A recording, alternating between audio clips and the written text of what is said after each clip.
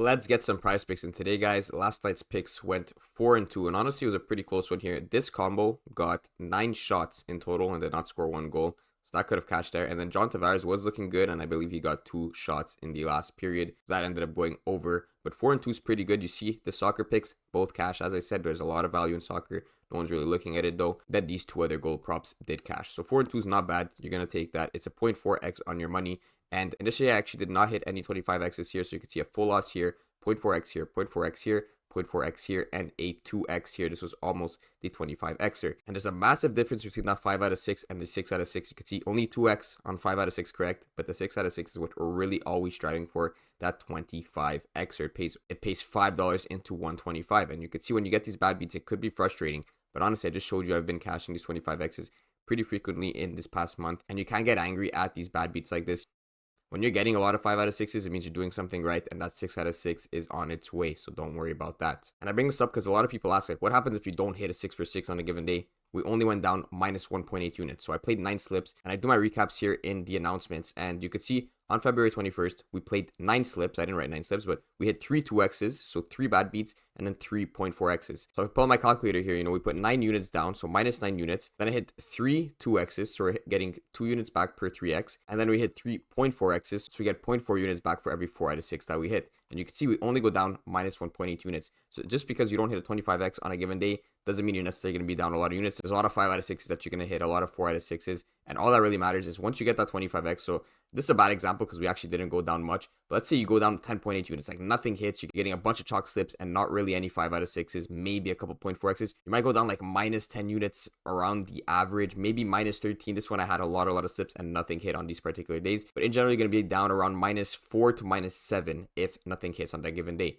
And if you go down minus 7, it doesn't really matter. So this is a perfect example. Went down minus 10.8 on February 13th. The very next day, we hit that 25x and went up 20.8 units. So that wipes out the previous day's losses, as well as gives us a profit of 10 units. Then the next day, we lost another 4, but then we're up another 19.2. So you see how we're dependent on that 25x. But when you're hitting 25x's this frequently, it doesn't really matter if you have these off days. And it's a bad example because it really wasn't a bad day. We just didn't hit a 25x. But you can see if we hit another 25x tonight, that is going to be a profit of like 20 units in the past 2 days. When you're playing with these 25x's, you're never going to hit every day. So it's better to think of it on a weekly basis or even a monthly basis rather than looking at it day by day. That's when the profits really start rolling in. You want to take a long-term approach. So get on the board for today. NBA is back. And what I'm going to do here is just show you some 3 leans that I have from the OddsJuice dashboard, and then show you some full slips like I've been doing recently, just to help you guys get those full 6-mans in. Rather than me talking about a bunch of players, I'm going to show you some exact slips that I have and have sent to the Discord. So the first pick I want to show, these are just some leans if something has been bumped by the time you see the video and you can't get my full 6-man.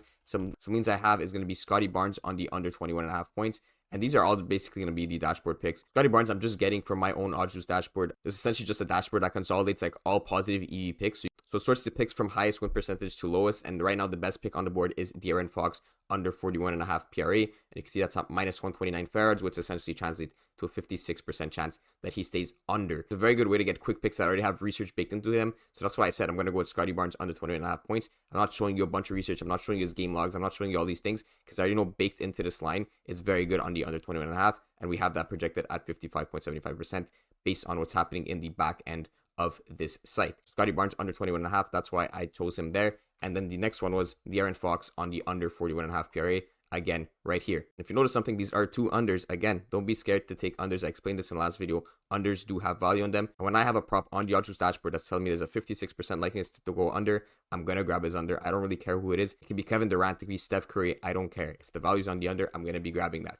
So that's the 2 picks that I'm really liking on the unders. And then the one I'm liking on the over is Jalen Duren on his over 27.5 PRA. These are all about 56% likeness props to hit. That's why I'm going with these 3 as replacement picks for any bumps that might be in the entries I'm about to show you. And maybe if you want to throw these in 2 powers, like I said, I do not recommend 2 powers ever. They're just not profitable. I have videos explaining why. And same thing with 3 powers. Do not play this at 3 power. If you guys are on underdog, maybe throw it there. I'm not sure if the exact lines are going to be there for Barnes, Fox, and Duren. But if they are and you want to play this in 3 power, definitely go on underdog. They're going to pay you 6x instead of 5x. And if you're not underdog, use the code. You see it in the banner at the bottom. OddsJuice is going to double your deposit up to 100%. So that is going to be just 3 replacement picks, 3 underdog picks, whatever it may be. Just 3 very good picks in general. And honestly, I forgot I threw Jalen Duren in a slip, but here he is actually at the over 27.5 PRA. And I paired him up with Cade on the over 21.5 points. I'm not going to get into too much details, but just look at this. On Bet365, he's set at minus 135 juice. Again, the higher the minus, the more likely it is for that to happen. We're grabbing on his over 21.5. It's a great pick. It's also a high pace matchup versus the Pacers.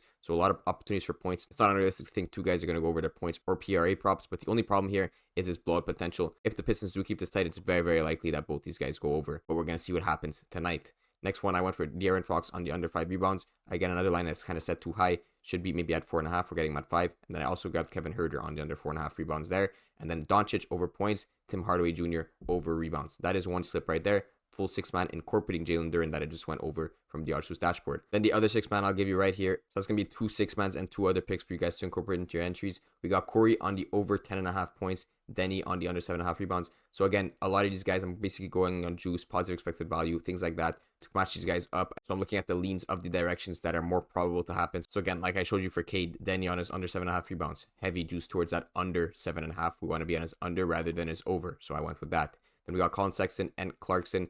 Now, this Jazz team is a bit confusing in terms of who's getting minutes and stuff. So what we want to go is grab Sexton on his over points, Clarkson on his under points, and hopefully Sexton's going to be getting more minutes than Clarkson. It's very hard to predict how this Jazz team is going to play, but normally this is kind of a trend that happens within the team. Then last one I have here is Brandon Ingram on the under 21 points, as well as CJ on the under 4.5 assists. So that is the 2 6-mans for today, and then there's also the Scotty Barnes play and the De'Aaron Fox play. Like I said, Duren is already in the entry. If any of those guys are bumped in those 6-mans, go ahead and replace them with either of these picks. They're going to be good for you.